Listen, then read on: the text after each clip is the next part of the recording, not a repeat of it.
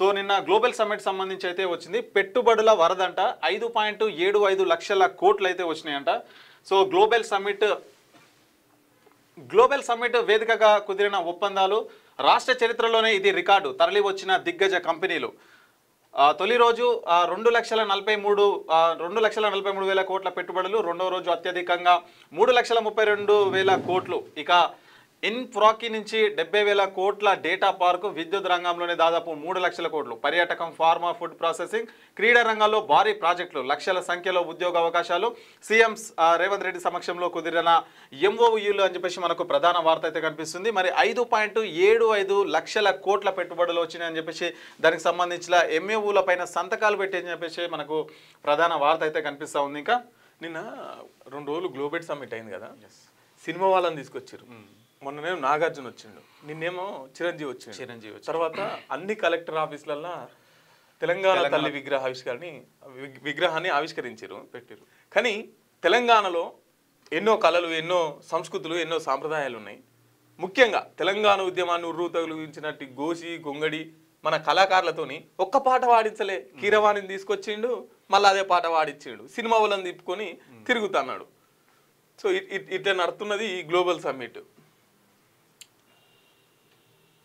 2047 నాటికి పేదరికం లేని రాష్ట్రం, అదే లక్ష్యంతో mega master plan. CM Revanth కుల వివక్ష పోవాలంటే వేర్వేరు హాస్టళ్లు రద్దు కావాల్సిందే. అందుకే young India integrated schools, Anand Mahindra సారథ్యంలో స్కిల్స్ యూనివర్సిటీ, ఒలింపిక్స్ టార్గెట్గా స్పోర్ట్స్ వర్సిటీ ఏర్పాట్లు, నెహ్రూ స్ఫూర్తితో సాగు, విద్యపై ఫోకస్ పెట్టినట్టు వెల్లడి.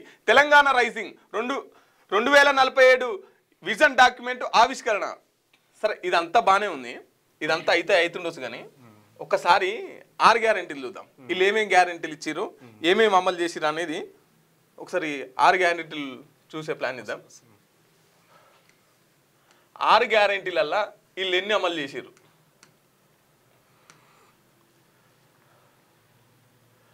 ఒకటి ఉచిత బస్సు, తర్వాత గ్యాస్కు 500 అన్నారు. ఇట్లా కొన్ని 6 గ్యారెంటీలలో అంత సగం కాలేదు. ఇంకా 200 యూనిట్ల లోపు కరెంటు, తర్వాత 2,500, తర్వాత ఫీజు రియంబర్స్ కాక విద్యార్థులు చాలా ఇబ్బందులలో ఉన్నారు. తర్వాత స్కూటీలు ఇస్తా అన్నారు. తర్వాత ఇట్లా రైతులకు సంబంధించి ఎవరు కేసీఆర్ 12,000 ఇస్తున్నంటే నేను 15,000 ఇస్తా అన్నారు. సో ఇట్లా చాలా ఎగ్గొట్టే ప్రయత్నం చేసిండు.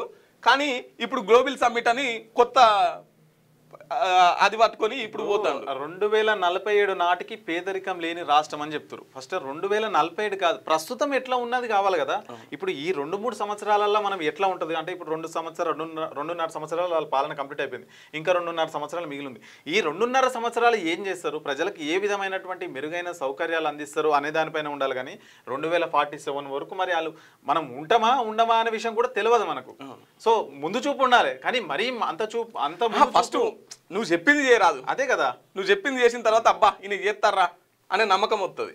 మీకు వార్తలు రాయడం, విశ్లేషణ చేయడం వచ్చా? అన్యాయాన్ని ప్రశ్నించడం తెలుసా? ఇంకెందుకు ఆలస్యం? క్యూ న్యూస్ మిమ్మల్ని ఆహ్వానిస్తుంది. ఉమ్మడి ఆదిలాబాద్, వరంగల్, కరీంనగర్, నిజామాబాద్, ఖమ్మం, మెదక్, రంగారెడ్డి, హైదరాబాద్, మహబూబ్ నగర్ జిల్లాలకు రిపోర్టర్స్ కావాలను సంప్రదించవలసిన ఫోన్ నెంబర్ 8688926084.